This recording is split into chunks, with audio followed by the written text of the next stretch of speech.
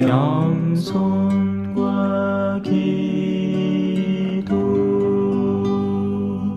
천미 예수님. 그때 요한은 자기 제자들 가운데에서 두 사람을 불러 주님께 보내며 오실 분이 선생님이십니까? 아니면 저희가 다른 분을 기다려야 합니까? 하고 여쭙게 하였다. 그 사람들이 예수님께 다가와 말하였다.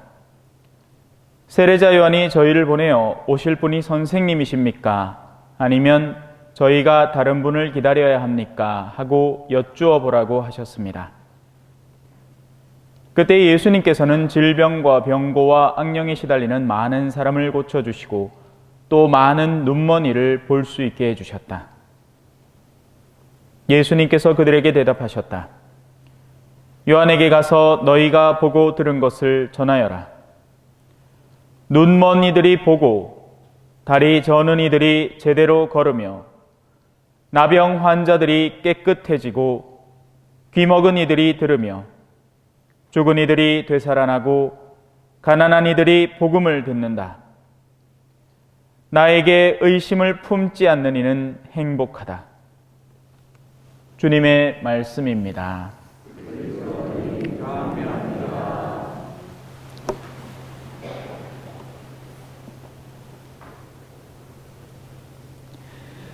갈 길 찾지 못하고 방황하던 우리들, 어둡고 캄캄한 곳에 갇혀있던 우리들, 하느님이 어딨냐며 대들던 우리들, 알려고만 했을 뿐 느끼지 못했던 우리들, 하느님은 우리를 인도하시니 하느님의 사랑을 깨달았네.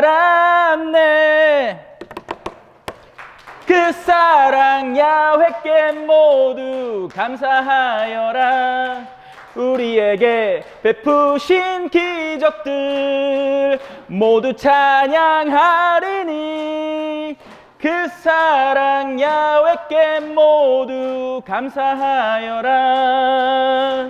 기쁜 노래 부르며 감사하여라.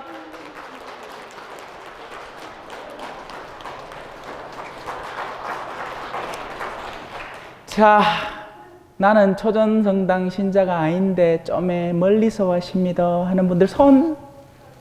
아이고, 잘하셨습니다. 환영합니다. 뭐가 있겠다 싶으니까 왔죠, 그지요? 그리고 그 있겠다 싶은 걸 발견했으면 좋겠습니다. 이 성당에는 딱히 눈에 드러날 만한 외적인 형태도 값비싼 무엇도 화려한 옷을 입은 사람도 없습니다. 여러분들이 여기 찾아오신 것은 지금까지 늘 꾸준하게 여러분들에게 말씀을 전해드린 한 사제를 그래도 직접 두 눈으로 목격하고 싶어서 오신 것이니 그에 상응하는 응답을 받아가실 것을 저는 확신하고요. 특별히 오늘 치유안수 기도 때 여러분에게 그 은총이 내려질 것은 분명합니다. 수많은 군중들이 예수님을 떠밀고 다녔지만 예수님에게서 은총의 힘을 빼내간 것은 간절함이 있던 사람들이었습니다. 우리가 간절함이 없으면 바로 옆에 있어도 아무런 조치도 취하지 않는 경우가 너무나 많습니다. 하지만 조금의 간절함만 있어도 우리는 성주에서 여기까지, 대구에서 여기까지, 서울에서 여기까지, 해외에서 여기까지 찾아오게 되어 있습니다. 그 간절함은 분명히 응답받을 것이고, 그리고 오늘 무슨 일이 일어나더라도 아시죠? 함구령. 어디 가서 이야기하시면 안 됩니다. 함구령을 잘 지키셔야 됩니다. 왜냐하면 우리가 그런 은총의 소식들을 아무에게나 함부로 전했다가는 도리어 그것이 발목을 잡을 수 있습니다. 가서 너희가 보고 들은 것을 전하여라. 눈먼 이들, 이 세상에는 자기가 어떤 여정을, 어떤 길을 찾아 걸어가고 있는지 모르는 사람들이 수두룩합니다. 그것이 옳은 길인 줄 알고 달려가고 있지만 그 뒤에 벼랑이 있다는 것을 모르죠. 그래서 그런 이들의 눈을 띄워줘야 합니다. 그래야 똑바로 보고 피할 것을 피하고 바른 길로 올바르게 목적지를 찾아가겠죠. 다리 저는 이들, 우리는 목적지까지 올바르게 가고 싶습니다. 적어도 목적지를 알긴 압니다. 하느님이라는 분을 알죠. 하지만 우리의 약점은 끊임없이 우리를 쓰러지고 넘어지게 만듭니다. 누군가를 험담하고 싶지 않은데 또 그런 자리에 가서 그런 이야기를 하게 되고, 누군가를 미워하고 싶지 않지만 자꾸 나에게 다가오는 도전적인 일 때문에 그에 대한 부정적인 마음이 생겨납니다. 일상에서 여러 가지 삶 속에서 우리는 자꾸만 쓰러집니다. 그 다리에 힘을 실어서 인내와 은총의 힘으로 보강을 시켜서 우리가 다리 저는 일 없이 뚜벅뚜벅 우리 삶의 마지막 목적지를 향해서 나아갈 수 있어야 합니다. 나병 환자들은 자기 스스로를 소외시키는 사람입니다. 나병이라는 것은 지독한 병 맞습니다. 외형도 일그러뜨리고 심지어는 전염성까지 갖고 있었기 때문에 지금은 나병이 사병이에요. 지금은 나병 환자들 아무리 가서 손잡고 어울리고 같이 음식 먹고 해도 아무 상관없습니다만 옛날에 그랬습니다. 옛날에는 이 나병이라는 것은 지독한 고립감을 만드는 겁니다. 아무리 군중 속에 자기 친구들 속에 들어가 있어도 내 마음 속에 있는 그 부정적인 마음이 영적 나병을 형성한 나머지 내 입에서 나오는 것이라곤 누군가에 대한 험담과 자기 삶에 대한 비탄과 괴로움밖에 없을 때 점점 주변에서 그 사람의 본질을 이해하고 멀어지고 거리를 두기 시작하는 것은 당연한 일입니다. 이런 나병 환자들은 내면의 영혼을 바꿔야 하는 거죠. 은총의 치유가 필요한 겁니다. 스스로 헤어나오지 못하는 늪에 빠져 있는 사람입니다. 그런 사람들에게는 우리가 영적으로 다가서서 필요하다면 기도를 통해서 그들의 영적 나병을 치유해 줄 때 그들은 다시 관계를 맺게 되고 깨끗함과 맑음으로 살아가게 됩니다. 마치 오늘 요한의 제자들처럼요. 그죠? 보세요. 이따가 특강 시간에 창세기를 해드릴 거예요. 그때 사탄이 어떻게 말을 전하는지를 알려주겠지만 오늘 이 부분을 보십시오. 요한이 이렇게 말하라고 시킵니다. 오실 분이 선생님이십니까? 아니면 저희가 다른 분을 기다려야 합니까? 요한의 제자들 어떻게 얘기하죠? 완전히 컨트롤 C, 컨트롤 V 카피한 듯이 이야기합니다. 오실 분이 선생님이십니까? 아니면 저희가 다른 분을 기다려야 합니까? 이것이 마음이 맑은 사람들의 특징입니다. 아무런 오차 없이 전해 들은 것을 전해주는 사람입니다. 하지만 우리의 마음이 더럽혀져 있을 때, 우리의 마음이 나병에 찌들어 있을 때, 야, 니 그 얘기 들었나? 얘야, 방 좀 치워라.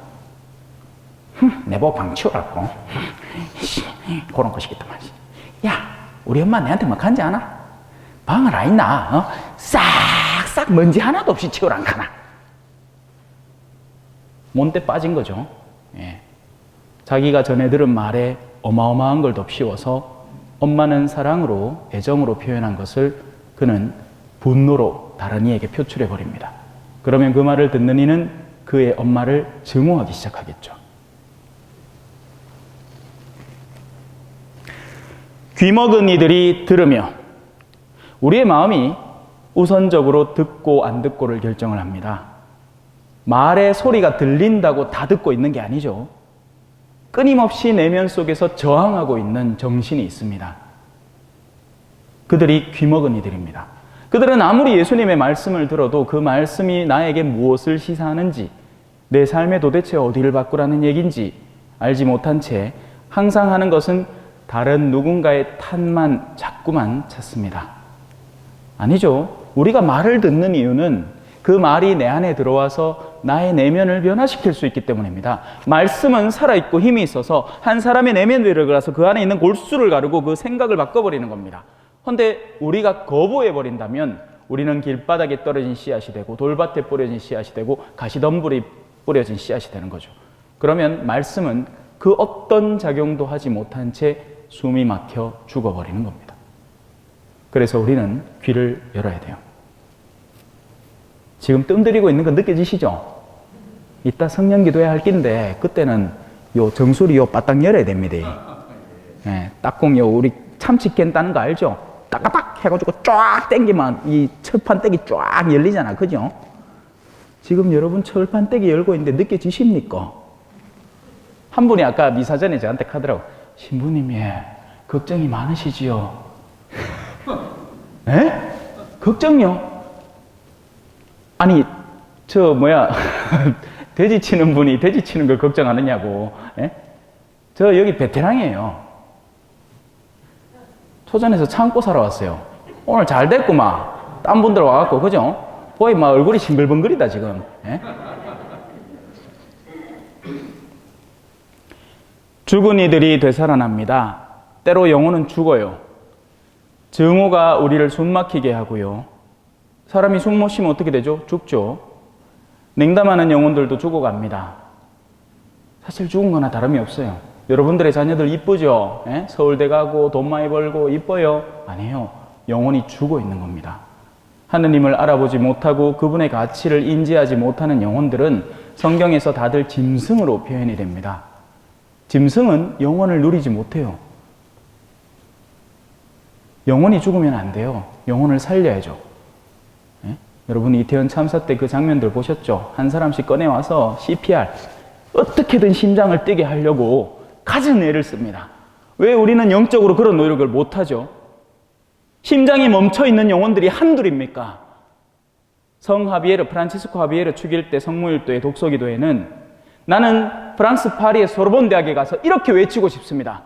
당신들은 온통 정신적으로만 신학을 연구하지만 당신의 그 무책임하고 게으름 때문에 수많은 영혼들이 한 번의 주님의 기도라도 제대로 배웠더라면 천국 영광을 누릴 것을 왜 그런 용기를 못 냅니까? 이 게으른 자들아 라고 외치고 싶은 욕망에 사로잡힌다 이렇게 얘기합니다. 가서 외치진 않고 프란치스코 하비에르도 교회를 사랑하고 저도 교회를 사랑하고. 예. 가난한 이들이 복음을 듣습니다. 여기 오신 분들, 특히나 멀리서 찾아오신 분들, 우리 본당 분들도 사실은 마찬가지예요. 왠지 아세요? 수요일 날 이마에 안 옵니다. 맞죠? 그죠? 우리 마태오 형제님 잘 알아. 수요일 날 이마에 안 옵니다. 근데 오늘 좀 왔어, 그래도. 에? 오늘 그래도 대림 특강 한다고 주보에 내놨디만 우리 본당 신자분들이 왔어요. 왜? 뭐 하나 궁금하기도 하고. 예? 그래도 들어보고 싶은 마음이 조금이라도 있는 거죠.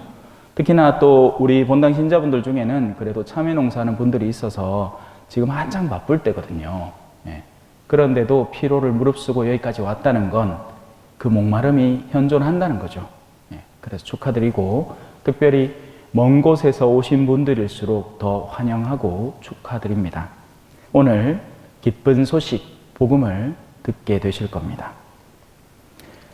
마지막입니다. 절대로 우리 신앙의 주체이신 예수 그리스도에게 의심을 품지 맙시다. 나에게 의심을 품지 않는 이는 행복하다. 아멘.